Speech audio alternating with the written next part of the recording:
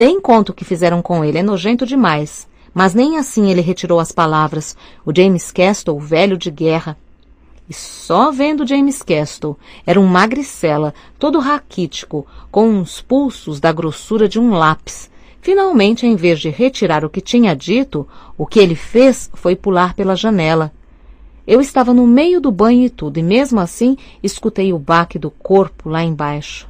Mas pensei só que alguma coisa tinha caído pela janela, um rádio, ou uma mesa, ou coisa que o valha, e não um garoto. Aí eu vi todo mundo correndo pelo corredor e se despencando escada abaixo. Botei o roupão e também desci correndo e lá estava o James Castle, caído bem nos degraus de pedra e tudo. Estava morto, os dentes e o sangue espalhados por todo lado e ninguém, nem ao menos chegava perto dele. Estava com um suéter de gola alta que eu havia emprestado a ele. E não aconteceu nada com os caras que estavam no quarto dele. Só foram expulsos do colégio. Nem ao menos foram presos. Isso foi tudo que me veio à cabeça. As duas freirinhas que encontrei no restaurante e esse garoto, James Castle, que conheci no Elton Hills. O gozado é que eu mal conhecia o James Castle, para dizer a verdade. Era um desses camaradas quietos para chuchu. Era meu colega na classe de matemática, mas se sentava do outro lado da sala e raramente se levantava para responder a uma pergunta ou para ir ao quadro negro. Tem uns sujeitos na escola que quase nunca respondem a uma pergunta ou vão ao quadro negro. Acho que a única vez que conversamos foi quando ele veio pedir emprestado meu suéter de gola alta. Por um triz não caí duro de surpresa quando ele me pediu. Me lembro que estava escovando os dentes no banheiro quando ele veio pedir o troço. Contou que um primo dele vinha apanhá-lo para dar um passeio de carro e tudo. E nem ao menos sabia que ele sabia que eu tinha um suéter de gola alta. Só sabia que o nome dele vinha bem na frente do meu na lista de chamada.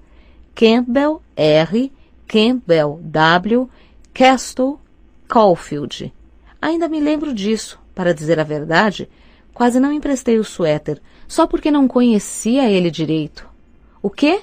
Perguntei a Phoebe. Ela tinha me dito alguma coisa que eu não ouvi. Você não consegue nem pensar numa coisa. Consigo sim, consigo. Bom, então diz. Gosto do L, respondi, e gosto de fazer o que estou fazendo agora, de sentar aqui com você, conversando e pensando numa porção de troços e... O L já morreu. Você sempre diz isso.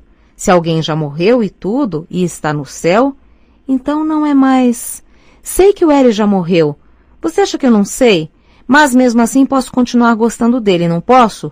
Pomba, só porque uma pessoa morreu não quer dizer que a gente tem que deixar de gostar dela, principalmente se era 1000 vezes melhor do que as pessoas que a gente conhece e que estão vivas e tudo. A Phoebe ficou calada. Quando não consegue pensar numa coisa para dizer, ela trata de ficar caladinha. De qualquer maneira, gosto disso aqui, agora, assim como estou agora, sentado aqui contigo, batendo papo e só. Mas isso não é uma coisa. É muita coisa, claro que é. Por que não ia ser? As pessoas nunca acham que um troço assim é alguma coisa. Já estou ficando cheio disso. Para de dizer coisa feia, tá bem. Então diz outro troço. Uma coisa que você quer ser, assim como cientista ou advogado ou coisa parecida. Eu não podia ser cientista. Não sou bom em ciências. Então advogado igual ao papai e tudo?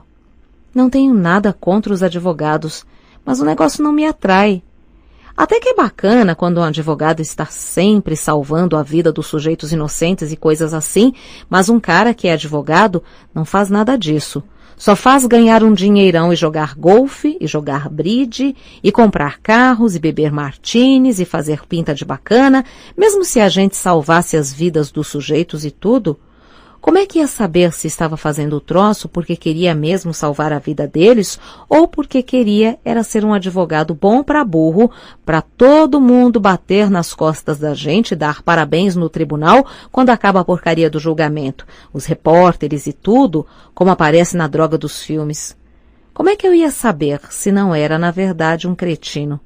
O problema é que não ia saber. Não sei muito bem se a danada da Phoebe entendeu o que eu estava dizendo. Ela é muito criança e tudo, mas pelo menos estava escutando. Se uma pessoa pelo menos presta atenção, aí não é tão ruim. Papai vai te matar, vai te matar. Mas eu nem estava ouvindo, estava pensando no outro troço, uma coisa malucada. Você sabe o que eu quero ser? Perguntei a ela. Sabe o que é que eu queria ser, se pudesse fazer a merda da escolha? O quê? Para de dizer nome feio. Você conhece aquela cantiga? Se alguém agarra alguém atravessando o campo de centeio?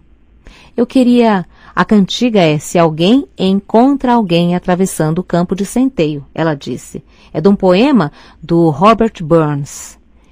Eu sei que é de um poema do Robert Burns. Mas ela tinha razão, é mesmo, se alguém encontra alguém atravessando o campo de centeio. Mas eu não sabia direito.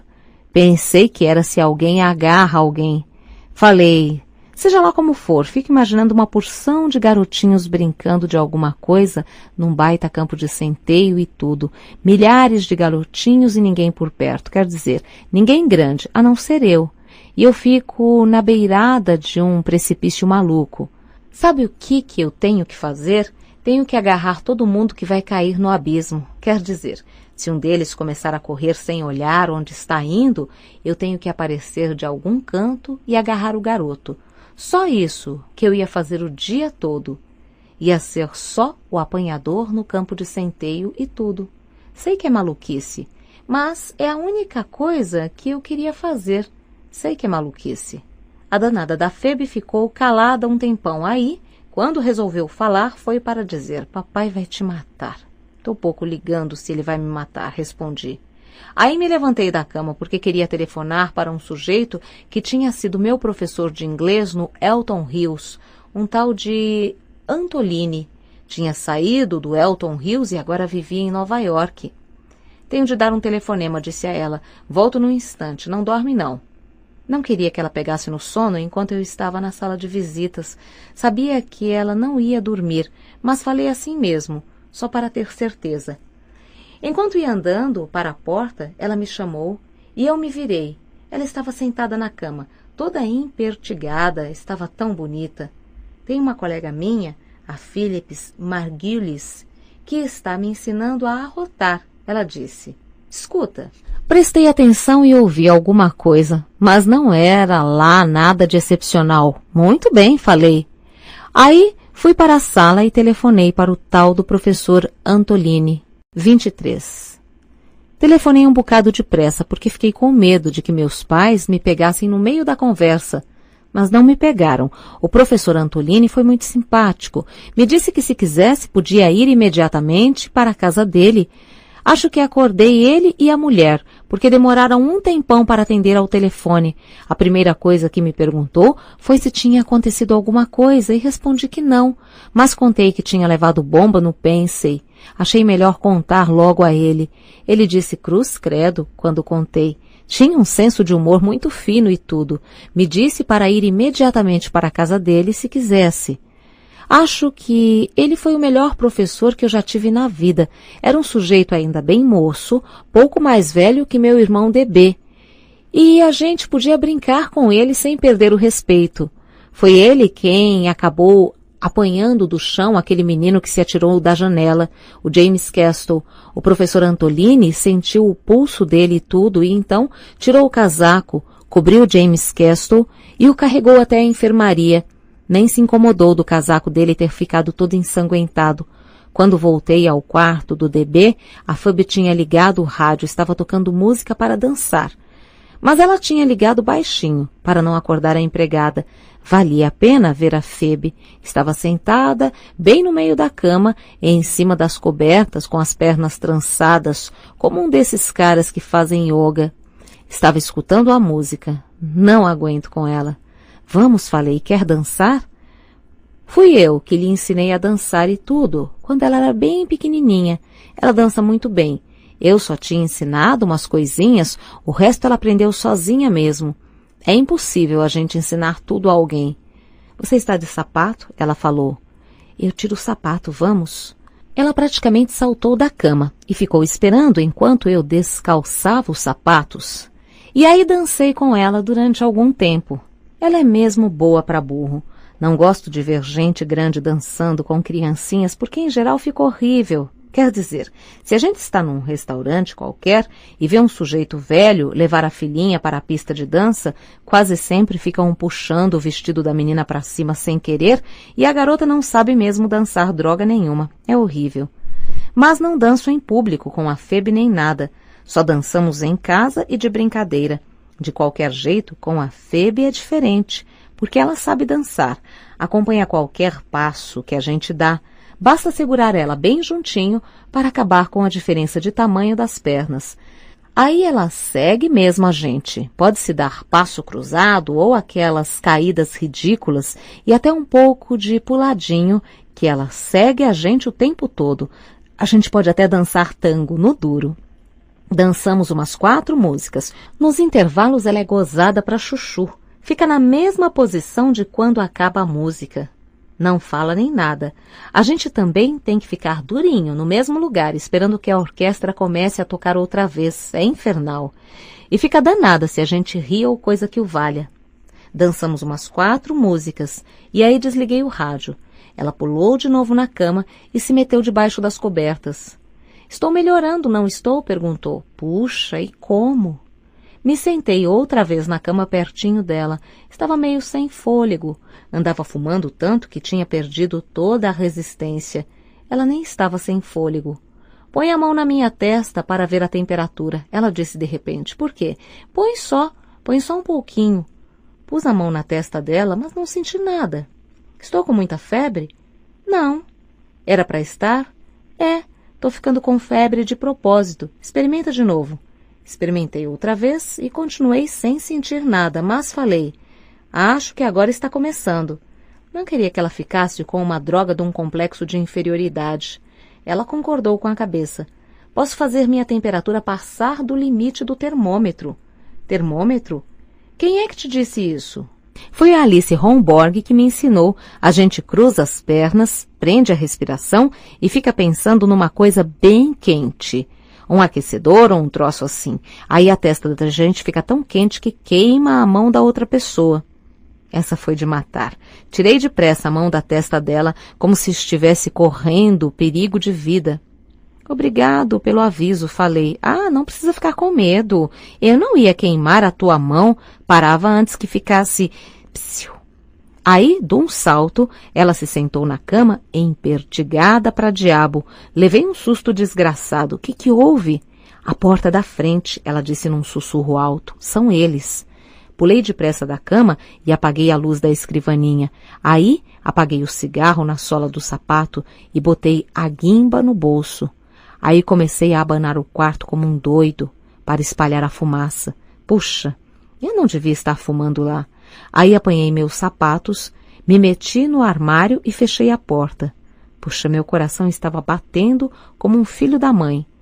Ouvi minha mãe entrar no quarto. Phoebe, vamos parar com essa fita. Eu vi a luz acesa, mocinha.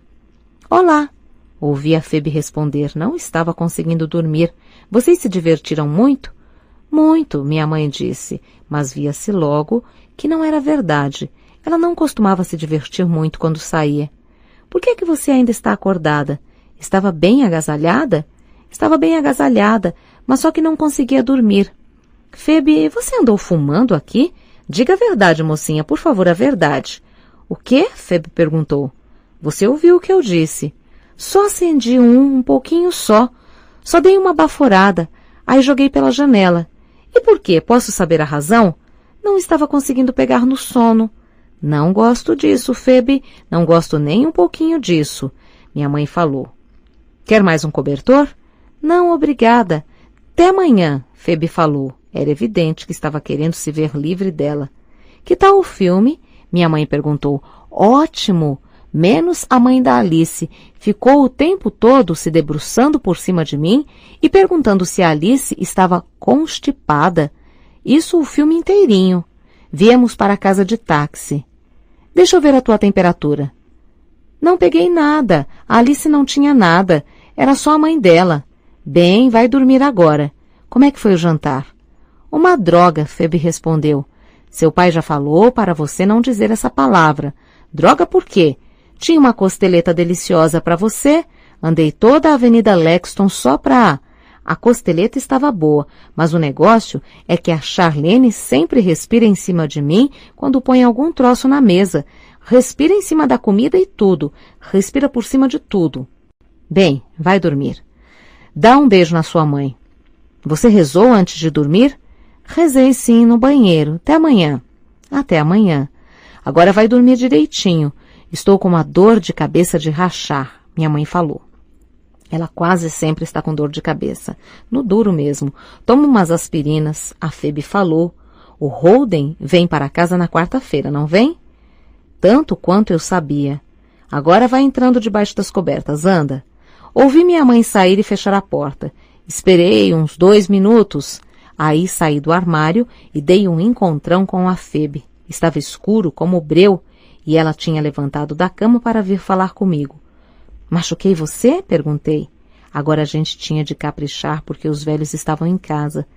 Preciso dar o fora. Encontrei a beirada da cama no escuro, me sentei e comecei a calçar os sapatos. Estava um bocado nervoso, confesso. Não vai agora, Phoebe cochichou. Espera primeiro eles dormirem. Não, já. Agora é que é a melhor hora. Mamãe vai estar no banheiro e papai deve estar ouvindo o noticiário ou coisa parecida. Mal conseguia segurar o cadarço para dar o laço de tão nervoso que eu estava. Não que fossem me matar nem nada se me pegassem, mas ia ser muito chato. Onde é que você se meteu? Perguntei. Estava tão escuro que nem conseguia ver a Phoebe. Aqui, ela respondeu. Estava bem juntinho de mim, mas eu nem tinha visto. Deixei a droga da bagagem na estação. Escuta, você tem algum dinheiro, Phoebe? Estou quase duro. Só o meu dinheiro para o Natal, para os presentes e tudo. Ainda não fiz nenhuma compra. Ah, não queria ficar com o dinheiro dela para o Natal. Você quer algum? Não quero ficar com o teu dinheiro de Natal. Posso te emprestar algum? Aí senti que ela estava remexendo na escrivaninha do DB, abrindo 1 milhão de gavetas e tateando por todo canto. O quarto estava na maior escuridão. Se você for embora, não vai me ver trabalhar na peça, ela disse. Falou isso com uma voz esquisita. Vou ver sim. Não vou embora antes disso. Você acha que eu quero perder a peça? Sabe o que eu vou fazer? Acho que vou ficar na casa do professor Antolini até terça-feira, de noite, mais ou menos. E aí venho para casa. Se der jeito, ligo para você. Toma, ela disse. Estava procurando minha mão para me dar o dinheiro, mas não achava. Onde? Botou o dinheiro na minha mão. Ei, não preciso disso tudo. Me dá só uns $2. É sério, toma. Tentei dar o dinheiro de volta, mas ela não quis receber. Pode levar tudo. E depois você me paga. No dia da peça, tá bem? Afinal, quanto é que tem aqui? $8,85. Não, 65. Gastei um pouco. Aí, de repente, comecei a chorar. Não consegui evitar o troço. Chorei baixinho, para que ninguém me ouvisse, mas chorei. A Phoebe ficou apavorada quando me viu chorar e veio para perto de mim, me pedindo para parar. Mas depois que a gente começa, não consegue parar assim à toa. Quando comecei a chorar, ainda estava sentado na beira da cama, e aí ela passou o braço por trás do meu pescoço e eu também pus o meu em volta dela. Mas nem assim consegui parar. Chorei um tempão. Pensei que ia morrer sufocada ou coisa que o valha. Puxa, nunca vi a pobrezinha da Phoebe tão apavorada. A droga da janela estava aberta e a Phoebe estava tremendo e tudo, porque só estava com o pijama em cima da pele. Mandei ela voltar para a cama, mas ela não quis. Até que, enfim, consegui parar de chorar. Mas custou um bocado. Aí acabei de botar o sobretudo e prometi a ela que ia telefonar. Respondeu que, se eu quisesse, podia dormir com ela, mas eu disse que não, que era melhor dar no pé porque o professor Antolini estava me esperando e tudo. Aí tirei o chapéu de caça do bolso e dei para ela. Ela gosta desses chapéus malucos. Só a muito custo aceitou. Sou capaz de apostar que dormiu com ele na cabeça. Ela gosta muito mesmo desse tipo de chapéu. Aí eu disse de novo que ligava para ela se desse jeito e saí. Não sei por quê, mas foi muito mais fácil sair de casa do que entrar. Uma das razões é que eu já estava pouco ligando de ser apanhado ou não, no duro mesmo. Se pegassem, pegavam e pronto. De certa maneira, quase desejei que me apanhassem. Desci a vida toda pela escada em vez de tomar o elevador. Fui pela escada dos fundos. Por pouco não quebrei o pescoço nuns 10 milhões de latas de lixo, mas saí direitinho. O cabineiro nem me viu, provavelmente até agora ainda continua pensando que eu estou no apartamento dos Dicksteins. 24. O professor Antolini e a mulher tinham um apartamento granfinérrimo em Sutton Place, desses que a gente tem que descer 2 degrauzinhos para entrar na sala de visitas, e com um bar e tudo. Eu já tinha ido lá algumas vezes, porque depois que saí do Elton Hills, o professor Antolini ia frequentemente jantar lá em casa para saber como eu estava indo. Nessa época, ele ainda era solteiro. Depois que casou, andei jogando tênis com ele e a mulher no clube de tênis Westside, em Forest Hills, Long Island. Ela era sócia de lá, era mesmo podre de rica. Era mais velha que o professor Antolini, uns 60 anos, mas os dois pareciam se dar muito bem, em parte porque eram muito intelectuais, especialmente o professor Antolini, apesar dele dar a impressão de ser mais espirituoso do que realmente intelectual quando estava com a gente. Assim, mais ou menos como o DB. A mulher dele era mais séria, sofria de asma, os dois haviam lido todos os contos do DB. A senhora Antolini também, e quando o DB foi para Hollywood, o professor telefonou para ele, dizendo que não fosse, mas ele foi assim mesmo. O professor Antolini disse que uma pessoa que escrevia como o DB não tinha nada que ir para Hollywood. Foi praticamente a mesma coisa que eu disse. Eu teria ido a pé à casa dele, porque só em último caso pensava gastar o dinheiro de Natal da Phoebe. Mas me senti meio esquisito quando cheguei lá fora, meio tonto, por isso tomei um táxi. Não queria, mas tomei. Tive um trabalhão desgraçado só para encontrar um táxi. Quando o safado do cabineiro resolveu afinal me deixar subir, toquei a campainha e quem veio abrir foi o próprio professor Antolini. Estava de robe e chinelos e um copo de bebida na mão. Era um cara um bocado sofisticado e também bebia para chuchu. Holden, meu filho, ele disse. Ora, veja, cresceu mais uns 5 centímetros. Que prazer vê-lo por aqui. Como vai o senhor? Como está sua senhora? Tudo bem, me dê seu casaco. Me ajudou a tirar o sobretudo e guardou. Estava esperando vê-lo com um recém-nascido nos braços, sem ninguém no mundo para quem apelar, flocos de neve nas pestanas. Ele às vezes é um camarada muito espirituoso. Virou-se e gritou para a cozinha. Lilian, esse café está saindo? Lilian era o nome da mulher dele. Está prontinho, ela gritou de lá. É o Holden que está aí? Como vai, Holden? Bem, e a senhora? A gente vivia gritando naquela casa porque os dois nunca estavam na mesma sala ao mesmo tempo. Chegava a ser engraçado. Sente-se, Holden, disse o professor. Via-se logo que ele estava meio alto. Pelo jeito da sala, parecia que tinha dado alguma festa. Tinha copos e pratinhos com amendoim por todo canto. Desculpe a desordem, ele disse. Estivemos recebendo uns amigos de Lilian, lá de Buffalo. Uns búfalos, para falar a verdade. Dei uma risada e a senhora Antolini gritou qualquer coisa para mim lá da cozinha, mas não entendi. O que ela disse? Perguntei ao professor Antolini.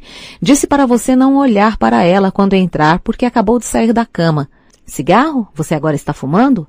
Obrigado, respondi e tirei um cigarro da caixa que ele me estendeu. Só de vez em quando. Sou um fumante moderado. Acredito muito, ele falou. Acendeu meu cigarro com um baita isqueiro de mesa. Muito bem. Quer dizer que o Pensem e você se divorciaram. Tinha a mania de dizer as coisas assim. Às vezes me divertia um bocado, outras vezes não. Exagerava um pouquinho. Não é que não fosse espirituoso nem nada. Isso ele era. Mas de vez em quando a gente se irrita quando uma pessoa vive dizendo coisas assim como quer dizer que o Pensem e você se divorciaram. DB de vez em quando também exagera um pouco nesse troço. O que é que houve? Como é que você foi em inglês? Ponho-o na rua agora mesmo se você tiver sido reprovado em inglês, seu craque na redação. Não, passei em inglês direitinho, mas quase que só demos literatura. Só escrevi 2 redações durante o ano todo, mas fui reprovado em expressão oral. Lá eles tinham esse curso obrigatório, expressão oral. Nisso fui reprovado. Por quê? Sei lá. Não estava com muita vontade de falar no assunto. Me sentia ainda meio tonto ou coisa parecida e de repente fiquei com uma dor de cabeça desgraçada. Fiquei mesmo. Mas ele parecia realmente interessado, por isso resolvi contar alguma coisa. É um curso em que cada aluno tem que se levantar na aula e fazer um discurso. Sabe como é? Com espontaneidade e tudo. E se o sujeito sai um pouquinho do assunto, todo mundo tem que gritar: digressão! O mais depressa possível. O negócio me deixava meio maluco. Tirei uma nota horrível. Por quê? Sei lá. Aquela história de digressão me chateava, sei lá. O problema comigo é que eu gosto quando um sujeito sai do assunto. É mais interessante tudo. Você não gosta que uma pessoa seja objetiva quando conta uma história? Claro, gosto que a pessoa seja objetiva e tudo, mas não gosto que seja objetiva demais, não sei. Acho que não gosto quando a pessoa é objetiva o tempo todo. Os garotos que conseguiram as melhores notas em expressão oral eram objetivos o tempo todo. Isso eram. Mas tinha um garoto, o Richard Kinsella. Ele não era muito objetivo e a turma vivia gritando digressão quando ele falava. Era horrível, primeiro porque ele era um cara muito nervoso. Isso mesmo, nervosíssimo. E quando chegava a hora de falar, os lábios dele começavam a tremer e do fundo da sala a gente mal conseguia ouvir o que ele estava dizendo. Mas quando os lábios dele paravam um pouco de tremer, eu gostava dos discursos dele mais do que dos de qualquer outro sujeito. Ele também quase foi reprovado, passou raspando, porque a turma vivia gritando digressão para ele. Por exemplo, ele fez um discurso sobre uma fazenda que o pai dele tinha comprado em Vermont.